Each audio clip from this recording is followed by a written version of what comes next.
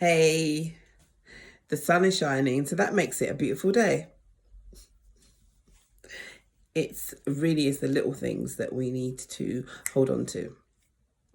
I want to share with you a recent experience.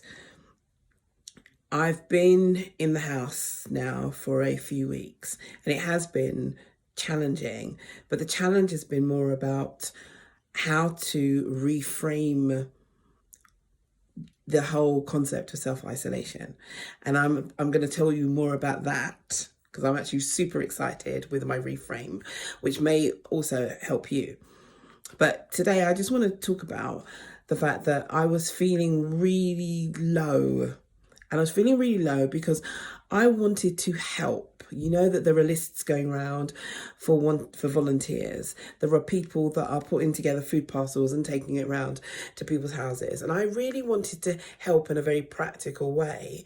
And realizing that I couldn't, it just kind of really felt at one point like, well, actually, what's the point? If you can't be of any assistance, then what's the point of all of this?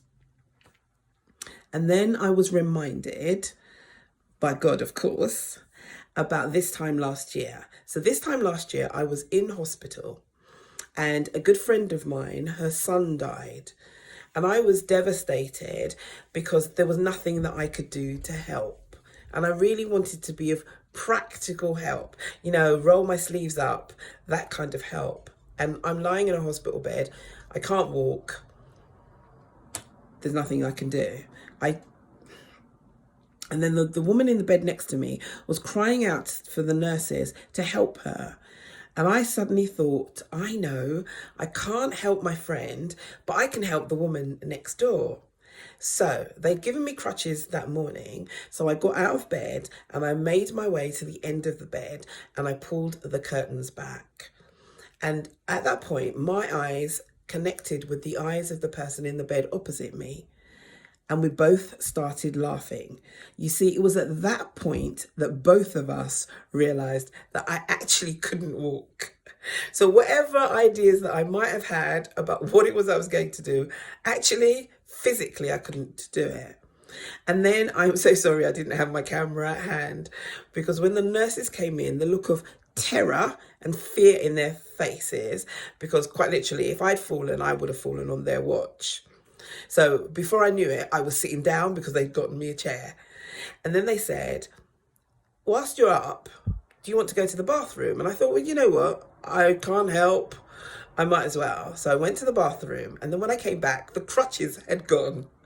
They'd actually moved them. And so I actually sent a text message to my friend, just telling her my desire and what had happened. And you know what? She sent me a text back that said, "Thank you, Carol, that made me smile." And when I was remembering that, I was thinking that I can't help in that practical, get out of the house, go run around, kind of do that kind of thing. But you know what? I can use the gifts that I've been given to actually help or encourage somebody.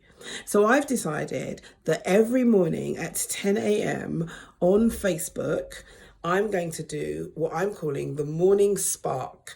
I'm going to do, it might be 3-4 minutes, 5 minutes, who knows how long it will be, but it's a short something to just encourage you and inspire you to just keep moving through these unprecedented times. And I'm actually super excited and I want to invite you to come and join me at 10 a.m.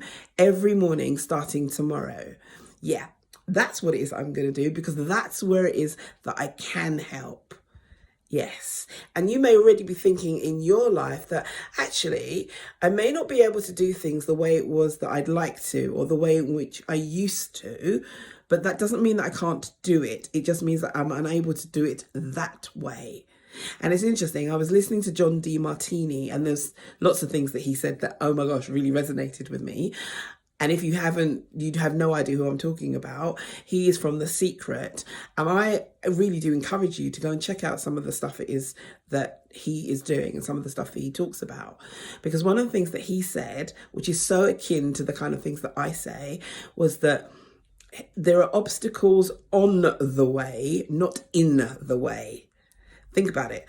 If you are going somewhere and there's an obstacle there, rather than thinking about it, it's in the way, it's there to stop me. Oh my gosh, I don't know what it is I'm going to do. Just recognize that on my way to where I'm going, there's an obstacle there.